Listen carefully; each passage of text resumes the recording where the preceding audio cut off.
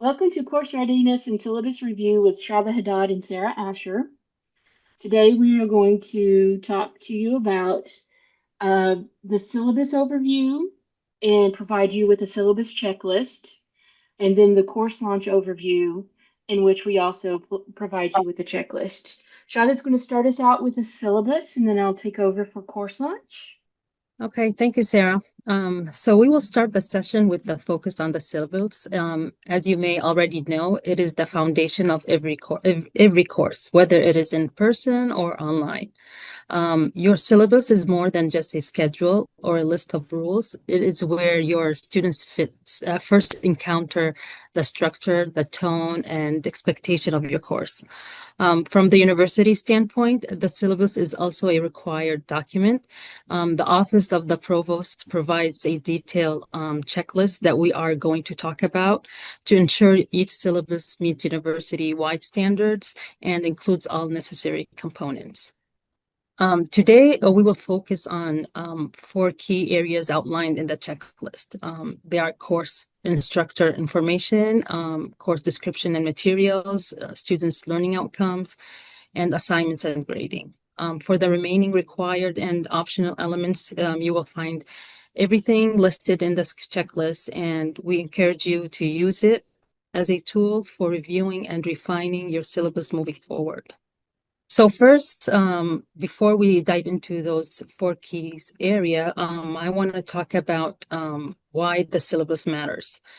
First, it sets the tone. Students often get their first impression of your course and of you from the syllabus.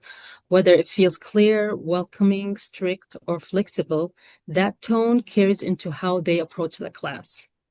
It also helps communicate expectation and structure.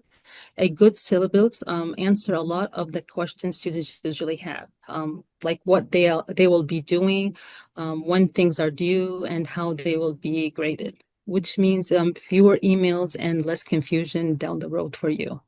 It also supports academic integrity and accessibility by clearly outlining expectation and guiding students to the resources they need to succeed.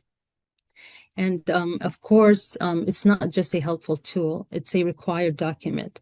The university has specific guidelines, as we mentioned earlier, and that's where the checklist from the Office of the Provost come in to make sure we are covering everything we need.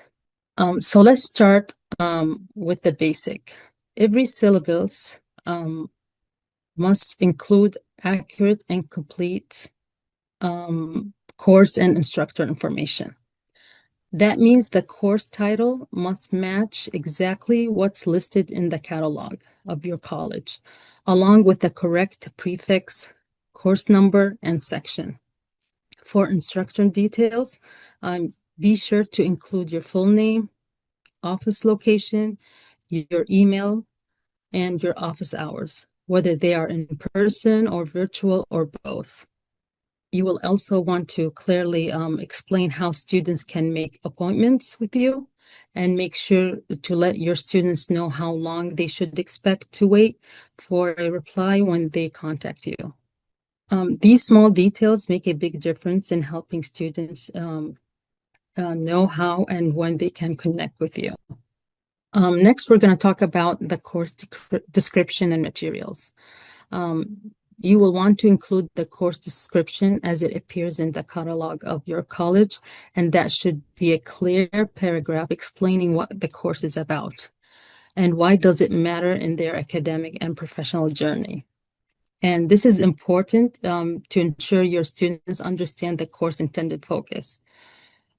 Then be sure to list all required materials that could include any textbooks, articles, or any tools students needs to succeed. If there are any additional costs like a paid software or proctoring fees or lab materials, those should be clearly stated upfront because transparency is a key so students can plan accordingly. And finally, if your course relies on specific technology or skills, like using particular platforms or video editing, be sure to name those as well. So setting these clear expectation early helps avoid any confusion later for you or for the students as well. Okay, next, we're going to talk about student learning outcomes. And for when you are writing your course level and modules level learning objectives, they should be clearly stated and measurable, and they should focus on what the students will be able to do. To make these outcomes or objectives meaningful, you must also demonstrate how they are achieved. And that's where the course map comes in. The course map creates a clear connection between each learning objectives and the learning activities and the assessments in the course. And for every activity, there should be an explanation of which learning objectives it supports and how it does so. And on the next slide, I will show you here. Here's an example of a course map. And this course map is from the Course Map Guide website, that we all, as an ID, recommend you use. It's a practical tool designed to ensure clear alignments between learning objectives, instructional activities, and assessments. Next, we're going to talk about the assignments and grading. It is important to clearly communicate the list of activities, assignments, and exam, including their due dates, the grading breakdown. This helps students understand what is expected and how their performance will be evaluated through the course. Also provide detailed submission instructions so students know how and where to turn in their work. Include your policy on the return of graded work to set clear expectation on when students can expect feedback. The grading scale also should be clearly defined to avoid any confusion about how grades are assigned. And also you need to outline your late submission policy to inform your students about penalties for late work, this will support fairness and transparency in your course. I would like also to share the official syllabus template with you. This template is designed to help ensure that every syllabus aligns with the provost office, and it includes all the required components. If you are creating or revising a UK core course, pay special attention to the highlighted areas with the additional requirements in the document. Okay, next, we're going to talk about course launch overview, and I'm going to hand it to Sarah to do that. Thank you, Shada. So for the course launch overview, we're going to walk through the quality design checklist self-review that we've created with the materials from Quality Matters, in which we're a partner. And this is a practical tool as well, and it's designed to help you prepare your online course for the upcoming semester. And it aligns with, again, Quality Matters, OSCQR, and Universal Design for Learning Practices. Okay, so first I'm going to go ahead and include the quality design checklist review image for you and a link to it.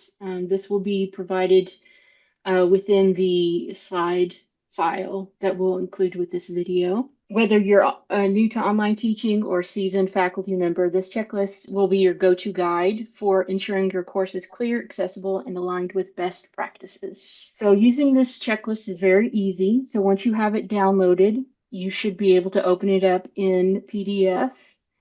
And this is form fillable, so you should be able to interact with the various checkbox areas. So as you move through each of these standards, you'll be able to check that you have met them. Not only does this include this interaction, but we also include these quick tip suggestions if you have any trouble figuring out whether or not you've met the standard set above. If you have any difficulties in reviewing your course, whether it be technical or instructional design related, we'll be happy to assist you. So please email us with elearning@uky.edu. Go ahead and include the course that you're wanting assistance with and what part of the checklist that you're having trouble with, and we'll be happy to meet with you and help you review that section and answer any questions that you might have. Okay, so we're going to pop into and check out why the self-review checklist matters. It's going to help us maintain a consistent experience for students across all courses. It's going to ensure content is usable by all students, including those with disabilities. It will help make sure we are aligning our learning objectives with assessments and activities. It will provide embedded resources and tips for just-in-time help. And of course, it's going to help you meet required university policies, compliance, and accessibility standards. So Shava talked to us earlier about the course syllabus. So not only is it important to make sure that document is updated, but it's also very important to make sure that you've uploaded it into the proper section within your course, your Canvas course.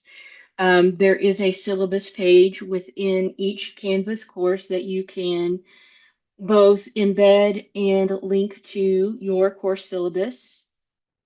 And of course, Shada talked about how to make sure to include all required university policies.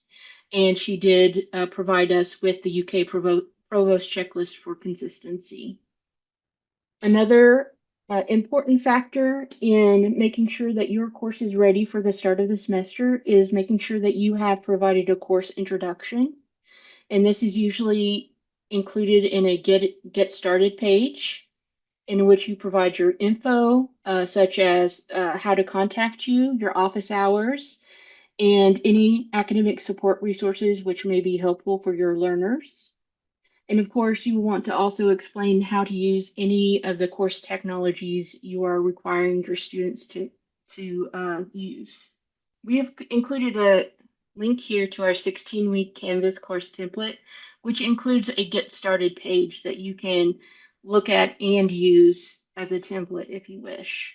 The next factor that you'll need to review for your course to ensure that it's ready for the start of the semester is to make sure that you have listed your learning objectives and that they are measurable and observable, and you show how they align with assessments and content that you provide within this course, and that you also provide scaffolding using learning activities to build student success. So we'll want to also look at the organization of your course. You want to make sure that you use weekly or topical modules, and in this, maintain consistent design and navigation throughout the entirety of your course. And to help you review this, you can use the student view within Canvas. Next, you'll want to make sure that with any grading and assessment that you've actually set up within your course, that you are linking to or referring back to your clearly stated grading policies within your syllabus. We want to make sure that you explain how and when feedback will be provided. And to assist with grading, we do recommend using rubrics and examples for your students to help guide them as they're working through your feedback. Okay, so next we're going to take a look at course delivery. We want to make sure that you've set expectations for communication and behavior, and that the language that you use fosters an inclusive and respectful learning environment for all learners. You want to make sure that you include opportunities for interaction. This includes student to content, student to student, instructor to student. Engagement drives learning, so you want to make sure that you build this into your course. If you want to learn more about the requirements for these opportunities, join the regular and substantive interaction and academic engagement training course in our Canvas LMS. And we've linked it here on this slide, and it will be in the adjoining file. And lastly, and most importantly, you want to check for accessibility and usability.